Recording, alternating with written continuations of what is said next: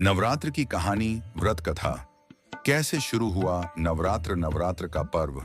माता के हर रूप और हर अवतार को पूजने का समय है। इस समय मां आदिशक्ति अपने परम भक्तों को क्षमा, शक्ति, संपन्नता और विद्या का आशीर्वाद देती हैं। इस पर्व में किया गया व्रत बहुत फलदायी होता है।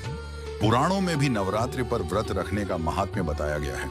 इस लेख में हम ऐसी ही एक कथा आपको बताने जा रहे हैं, जिससे आप जानेंगे कि नवरात्रि पर माता को प्रसन्न करने वाला यह व्रत क्यों किया जाता है। इस संपूर्ण कथा को अवश्य पढ़े। वर्ष के कुछ ऐसे विशेष दिन हैं जो पूर्णतः मां आदिशक्ति को समर्पित हैं, जैसे कि प्रत्येक अष्टमी, नवमी, प्रत्येक शुक्रवार, चैत्र, माघ, आषाढ़ और अश्विन मास के शुक्ल पक्ष की प्रतिपदा तिथि से नवमी तिथि तक 9 दिन। प्राचीन काल से इन विशेष दिनों पर व्रत किया जाता रहा है।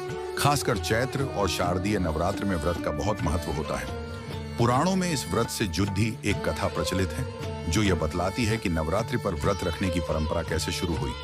इस वीडियो में हम आपके लिए वही कथा लेकर आए हैं। तो चलिए बिना समय व्यर्थ किए सुनते हैं यह कथा। एक बार देवगुरु बृहस्पति जी ने ब्रह्मा जी से पूछा कि हे परमपिता, आप समस्त वेदों के दाता हैं, सभी शास्त्रों के झाता हैं। कृपया हमें बताएं कि नवरात्र पर मां भगवती को प्रसन्न किया जाने वाला व्रत क्यों किया जाता है। इस व्रत को सबसे पहले किसने किया है और इसके क्या फल प्राप्त होते हैं। तब ब्रह्मा जी ने कहा कि हे देवगुरु, जगत जननी मां आदिशक्ति इस संसार को चलाने वाली परम सत्ता है।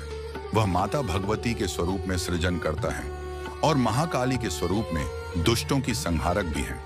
माता को प्रसन्न करने के लिए शारदीय नवरात्र में किया गया व्रत पुण्य फल देने वाला होता है। इस कल्याणकारी व्रत की कथा विस्तार से सुनिए। प्राचीन काल में पीठत नामक एक सुंदर नगर था। इस नगर में सुनाथ नाम के एक ब्राह्मण रहते थे। सुनाथ मां भगवती का अनन्य भक्त थे और नित्य नियम के अनुसार माता की साधना और होम करते थे। सुनाथ की सुमति नाम की एक सुंदर सुशील कन्या हुई, जो शुक्ल पक्ष के चंद्रमा की भांति जल्दी ही बद्दी होने लगी। सुमति अपने पिता के साथ नित्य पूजा और होम में भाग लेती थी और पूरी श्रद्धा से माता की पूजा करती थी। एक बार की बात है, सुमति अपनी सखियों के साथ खेल क्रीड़ा में व्यस्त हो गई और मां की साधना में समय पर शामिल नहीं हो सकी। अपनी पुत्री के पूजा में देर से आने पर सुनाथ बहुत क्रोधित हो गए। उन्हें ऐसा भ्रम हुआ कि सुमति माता की आराधना में रुचि नहीं ले रही है और केवल अपने रूप, रंग और श्रृंगार को ही महत्वपूर्ण मानती है।